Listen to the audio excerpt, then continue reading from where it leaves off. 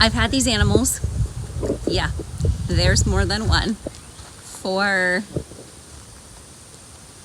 probably 2 months. Basically, as soon as I got this property. I have wanted them forever, but they're hard to find. They're expensive.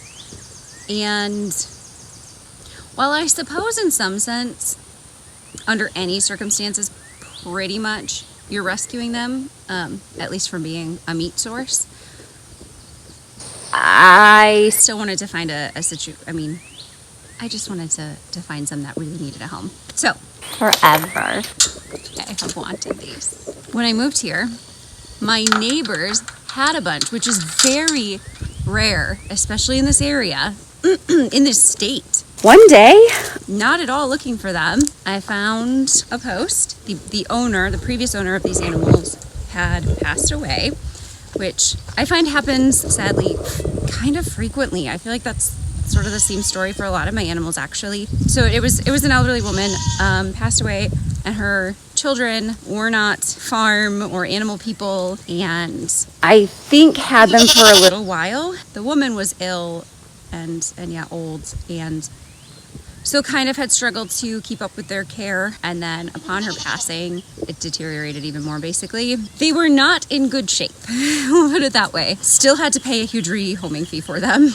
They were not cheap by any means. But it was basically they were either going to find a new place that week, or they were being hauled to a livestock auction where they would be sold for meat. So I scraped together, with some help, I own 7 of them. However, 6 of them are due to have babies. Kind of a lot. We'll see. Most of them are not easily handled. So waiting on vet confirmation on that, but potentially, most likely, we will have several babies. What do you think it is? Put it right down in the comments. If you follow the Twitch stream, you already know. I really wanted to show them first in person. Now it's everyone on YouTube's turn. There's only one right here though, so this is really anticlimactic. We have to go find everybody else. This is the boy. So this is the dad. Do you know what it is? I mean, it's a cow. It's a cow. But do you know what kind of cow? It's a Highland cow.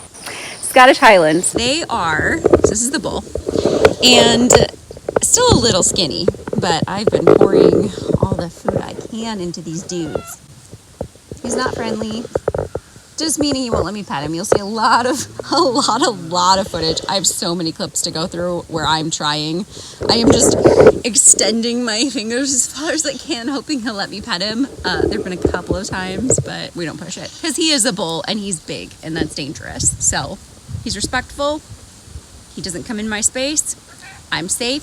He doesn't mess with the dogs or the cats. I have no complaints about our relationship. They are the oldest registered breed of cow. Obviously, Scottish Highland. They originate from Scotland. Some of the things that are really fascinating to me about these cows, they're known for obviously the shaggy hair, and they're kind of shedding it out right now, so they're not as shaggy as they normally are, but that hair helped protect them from the weather conditions, basically, in Scotland. They do really well in wooded areas, kind of marshy areas, dense areas, whereas your typical cow thrives in a clear pasture, just grass as far as the eye can see. These cows have adapted to really forage a lot more. So they'll be out here surrounded by grass, and I'll see them like giraffes trying to eat leaves, twigs, branches. They'll eat pine saplings. So their food sources are a lot more diverse, and that makes them hardier in a lot of ways as far as meat production, which obviously is not a consideration for me, but why they are so popular as a meat source. Between that varied diet and their hair, which helps to insulate them in colder weather, and it means that they don't need as much fat to keep warm, really changes their meat, I guess. Don't ask me, I wouldn't know, but FYI, that's why some farmers prefer them.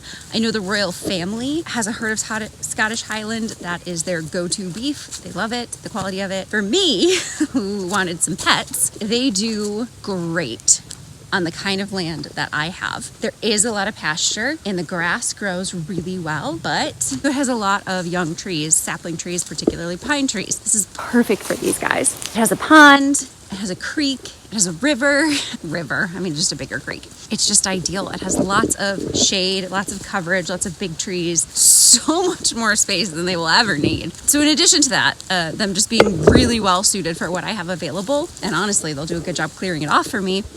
Also, though, they are kind of known for being a more docile breed. They're lazier, where your typical cow, they're lazy anyways. Cows are just lazy. But a normal cow has to do a lot of walking all day long to find grass, constantly be finding grass to eat. These guys will just sort of find what's around.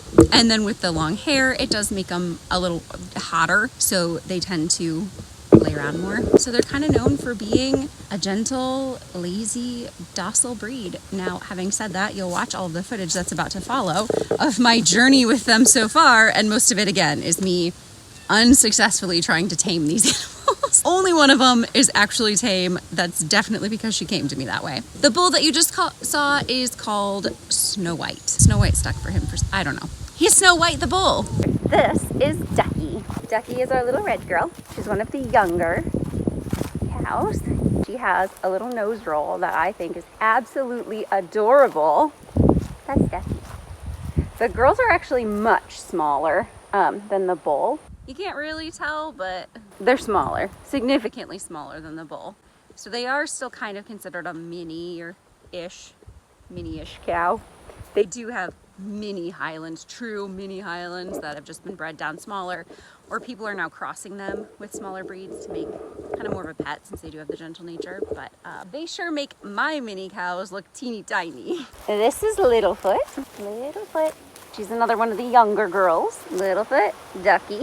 Over here you have Petrie, who is watching all of the cats that are following me very closely. Petrie, another young one, also one of the thinner ones. She looks significantly better, so much better, it makes me so happy, than when she got here, but that's still a reminder that they were hungry cows. Now, with a cow, it's not uncommon to see some hip bone. That's not the alarming part necessarily. It's that you could make out their spines and their rib pretty clearly also. So this is Petrie.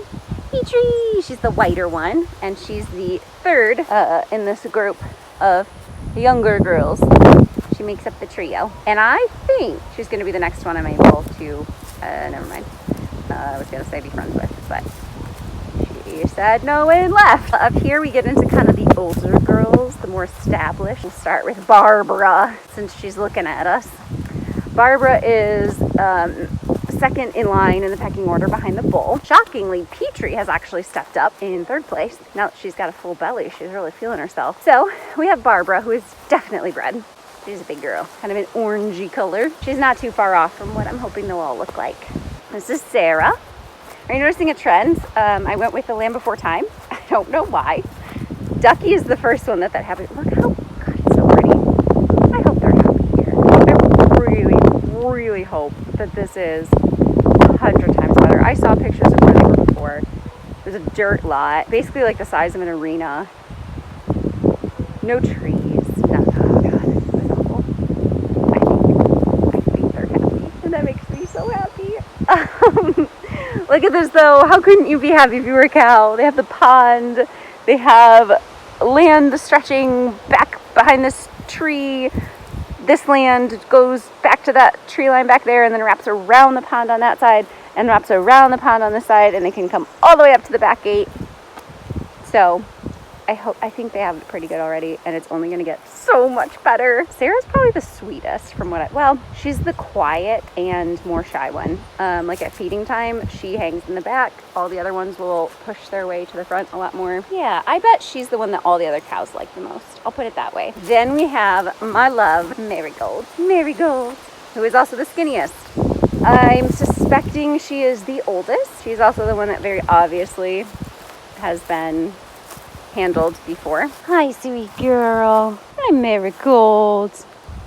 We do watch out for the horns, but she's let me brush her all over and love on her. I absolutely freaking adore this cow with all of my heart, and I hope that we are going to be able to make her very fat and happy. We truthfully thought she was going to die. Just put that out there. I watched her insanely closely for the first few weeks because she was walking with a limp. She was not staying with the herd. She wasn't coming up for food. It was really scary. She's moving around a lot better. She's actually getting up in there and fighting for food, but she's got a long way to go with her. Everybody just cross your fingers and think positive thoughts for Marigold. Which is so itchy. It's so itchy, huh?